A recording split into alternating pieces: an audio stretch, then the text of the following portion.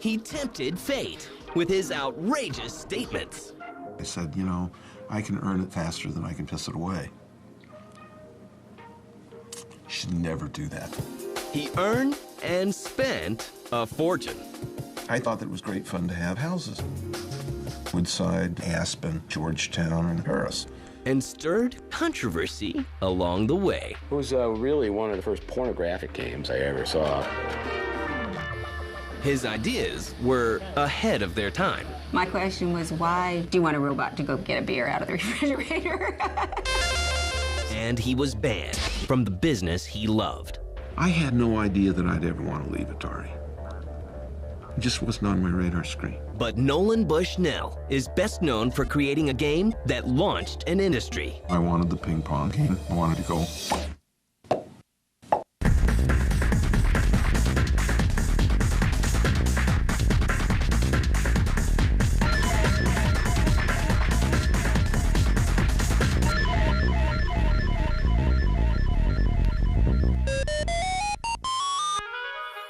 He grew up a Mormon in Utah, and he had 3 sisters, so he was the only boy. The only boy faces a painful loss at a very young age. His dad, who runs a construction company, dies suddenly, leaving Nolan fatherless.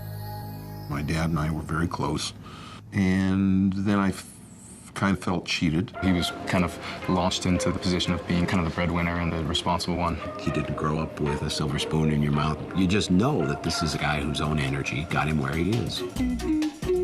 He works at an amusement park while earning an electrical engineering degree from the University of Utah. I was manager of the games department at 19 years old. I knew the economics of game business. I've always felt that my work at the amusement park was my MBA. As technology advances, so does the curious young visionary. Somebody programmed a game called Space War, and that was out of MIT.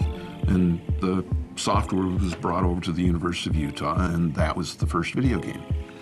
And people say, gee, Nolan, you invented the video game. And I said, no, I didn't. Russell did from MIT. So Nolan Bushnell graduates and heads out west, where the magic is happening. I could hardly wait to get out of Utah. And if you're going to be an electrical engineer, and it's the late 60s, early 70s, you're going to be in Silicon Valley, in the center of the action. It's 1970, and he's working double duty, engineer by day, video game creator by night. Computer Space was the first game, and what I was trying to do was really bring Space War to a cost point. Computer Space was a monumental flop. It didn't make it to very many venues, and where it did make it, it wasn't very popular. All my friends loved it. All my friends were engineers. It was a little bit too erudite for the masses. With the aid of Al Alcorn, another young engineer, Bushnell sets out to make his second game, a game that sneaks its way into history. So I told him I wanted the paddle game. I wanted a ping pong. I wanted to go. And the ball would go back and forth. But I had actually defined it so that there was a button. So you'd position it, and then the button would swing a little racket.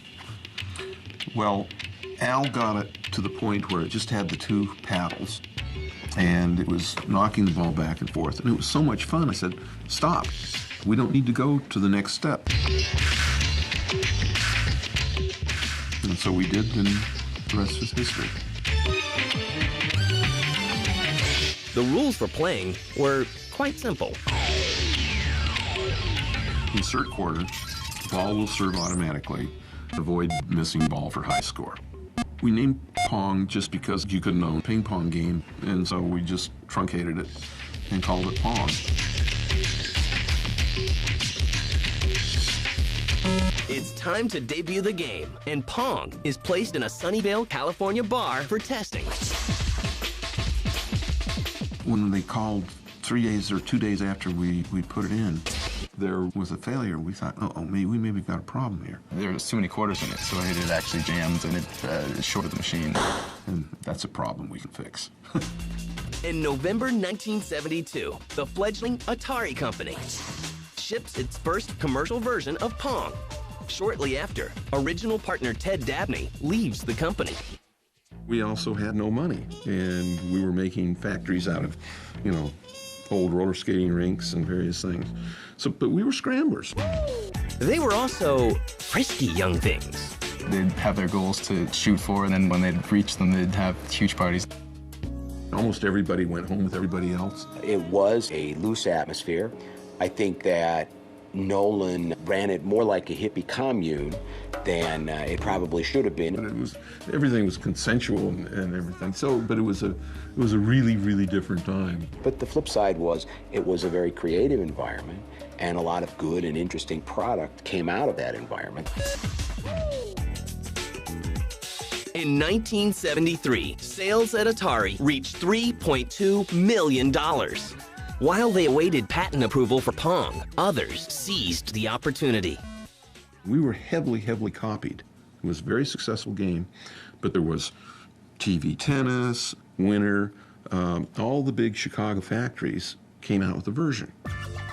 Another innovative game from Bushnell raises lots of eyebrows, but very little money. It's called Gotcha.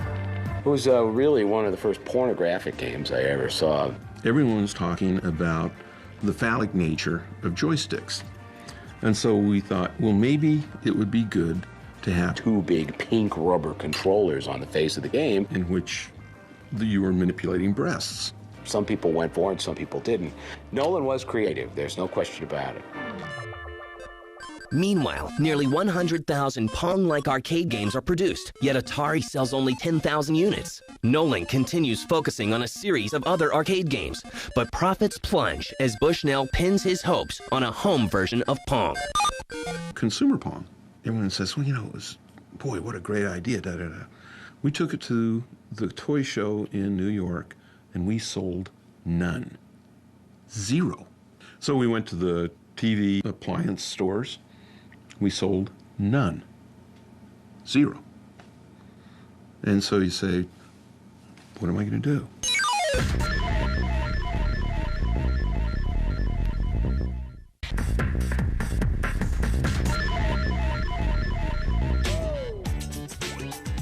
By 1975, Atari, the precarious video game company founded by Nolan Bushnell, has experienced failure and incredible success, including the much-copied Pong.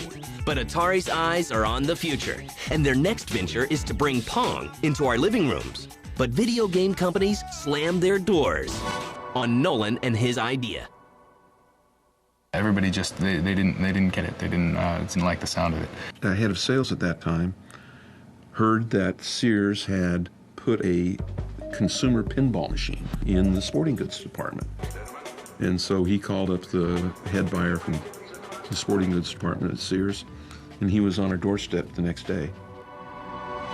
Sears wants 100,000 home Atari games for its 1975 Christmas season. Atari sales rocket to nearly $40 million. At last, Nolan Bushnell experiences financial freedom. Well, maybe not. A growing company actually consumes cash. You can very seldom throw off cash fast enough to grow as fast as you want to. So it was either take the company public or sell it to somebody with really deep pockets. Those pockets belong to Warner Communications. In October 1976, Bushnell sells Atari to the communications giant and personally nets a reported $15 million from the $28 million sales price.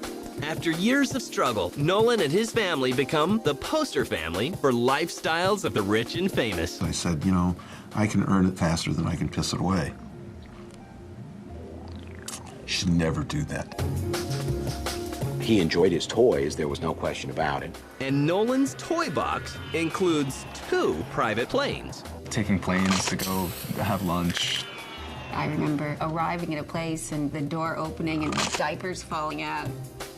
Sailing all over the place. I had a house in Woodside, house in Aspen. It always sounded more glamorous than it actually was. Had a house in Georgetown, and I had a house in Paris. Nolan was a guy that wanted to play with his money. He wasn't a guy that was interested in making more money. The house in Paris was a simple little 15,000 square foot place in the park right next to the Eiffel Tower. Damn, it was fun. It was just fun. For Nolan Bushnell, the merger may have cost him his voice. Of course, after the sale, your bubbles get popped one by one by one by one, and a lot of your pet projects get killed because they don't see the future. Atari continues to dominate the arcade business with popular titles that include Breakout and Night Driver. Yet there are now more than 70 versions of the Pong home game. But Bushnell has an idea, and it's called the 2600. In the home game business, we thought of a single game, and Nolan said, no, this is a business that we have to be able to treat it like a record player and put new records in. Demand for the new console is weak, and Bushnell's unhappiness reaches a peak in November 1978. I felt that the company was taking some foolish risks. At the same time, I felt, I don't know, I kind of didn't like working for somebody else. Nolan's exit as head of Atari is quickly arranged, but a document he signed 2 years earlier would haunt him. The non-competitive agreement bans him from the industry he helped create. When I signed it, I had no idea that I'd ever want to leave Atari. It just wasn't on my radar screen. It was only later on where I said, oh my, what have I done? Atari would go on to even greater success, but its founder, unable to work in the business he loves, has no choice but to shift his energy elsewhere. Nolan always fancied himself as an entertainment guy, not as a video game guy. And by that time, Chuck E. Cheese was doing well. See, Chuck E. Cheese was started inside Atari. They didn't want to pursue it, and so I bought it out. It becomes the place that adults hate and kids love. Culinary aspects just didn't seem to matter to Nolan, and I think he's wrong. I don't eat at Disneyland. You know, I don't eat at amusement parks. And Chuck E. Cheese was an amusement park. Kids don't like spicy. They just as soon have plain cheese pizza. The chain becomes known for its arcades and animated characters, including its namesake. Can you say Chuck E. Cheese without smiling? Because we wanted the smile, Chuck E. Cheese. We wanted the smile. We wanted this name so that you couldn't say it without smiling. But kids don't care about the bad food. They just want to play games. Chuck E. Cheese is soon franchised into 180 locations nationwide. I remember going to a couple of the openings. It was just fantastic. I mean, it was really a blast. But Bushnell can't stay still for long, and his eyes once again lock onto the future. He forms a venture capital group that backs innovative ideas. Some say too innovative. There's shopping on computers. Try by video and enjoy the newest shopping experience. That was so early in the days of computers. The technology wasn't ready. We used Laserdisc players that in the early days of the Laserdisc, the machines were buggy. And automobile navigation systems. I felt that people could drive more efficiently. That was incredible. And we had those in our cars. And it would take a lot of stress out of driving. And I always thought, I don't know how I lived without this before. But his favorite and most enduring dedication to futuristic technology is the personal robot. Now, that was a fixation that I didn't share with Nolan. We joke, though, that I do have this robot fetish. I mean, I really love robots. And I've lost a lot of money pursuing them. My question was, why do you want a robot to go get a beer out of the refrigerator? She says that she wants to put me in a robotic 12-step program. While Nolan concentrates on his robots, another venture is about to go under. His brilliance can at times be a distraction and can diffuse the focus of his attention. I had turned over the running of the restaurants almost 8 months before that. And I'd been focusing pretty much on sailboat racing and the game side of the business and really not watching the pizza side. They tried to make the pizza better, I think was a problem, wasn't it? Like, it ended up costing too much money. It kind of threw the whole business model out of whack. And they said, we're going to miss our numbers, but we're not going to just miss numbers, we're going to report a loss, which I thought was just absolutely impossible. You know, just not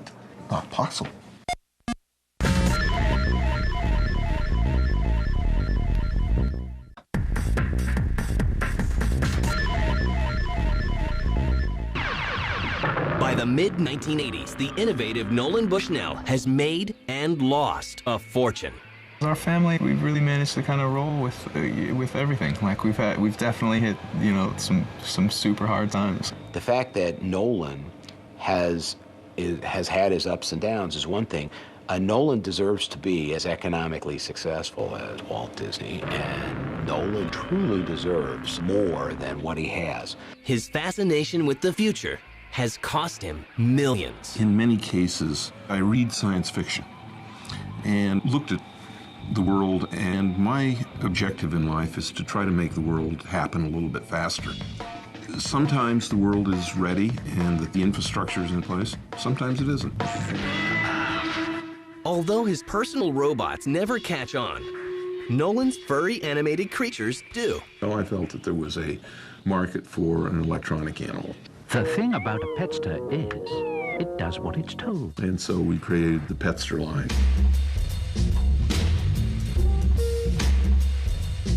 And the AG Bear. That I really liked. The idea that a child could, you know, get a reaction from a teddy bear. I still think it's an incredible product. It was a bear that you could believe was talking to you. Hello, AG. I thought it was going to be successful, but I was surprised at how big a success it was. He sells more than $15 million worth of animated animals. But Bushnell's next robotic toy, Tech Force, launches a controversy. Signals controlling the robot's movement would be transmitted through a children's cartoon series. I think they felt that there was somehow something subliminal going on, in which these controls, if they control the little guys, maybe they can control the kids. Maybe they can control us. I think that the whole idea that we can control things through the television set is frightening to a lot of people. The protests helped derail the Tech Force toys and TV show. After years of dipping into other creative ventures, it's time for Bushnell to reunite with his first love, video games.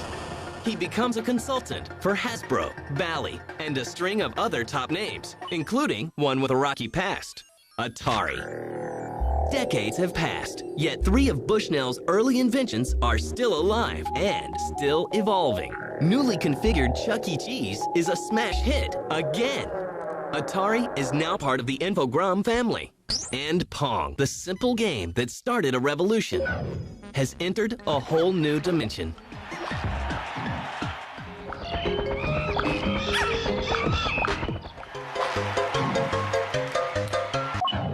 But Nolan and his family have moved on to Ewink. We started this together. We are bringing the supply of simple games back. A new project that brings him full circle with a twist. Our games are very short form focused. They're all 2.5 to 4 minute strategy parlor type games. People that don't even play video games get stuck on these. It's a new generation of video games to be played in public places. Let the interactive games begin. We make touchscreen tournament games for bars, restaurants, hotels, airports. So you put them in one of these locations and they dial up to the internet so we can download new games to it, download new trivia questions, and play national tournaments.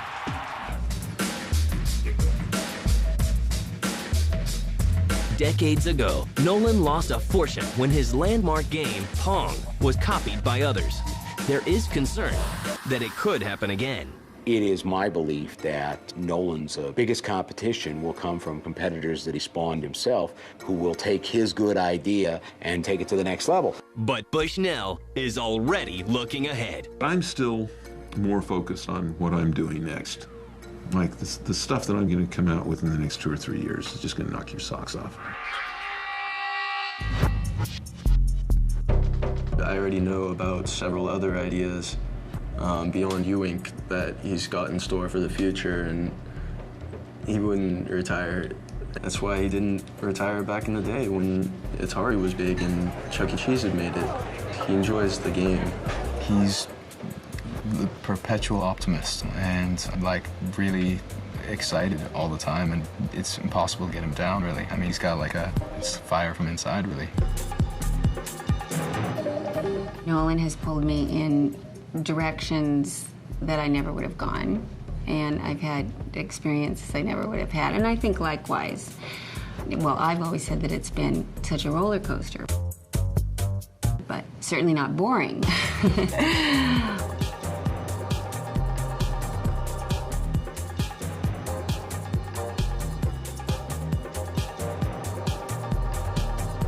He is the guy that made the video game business.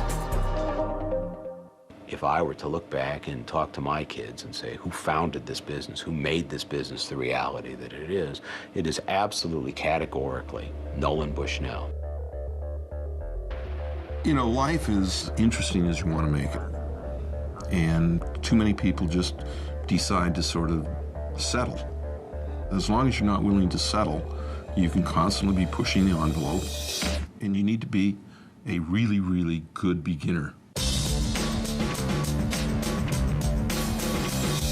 Because if you enjoy being a beginner, then pretty soon you can start a lot of different things. And I just feel like that's what I try to do, be an elegant beginner.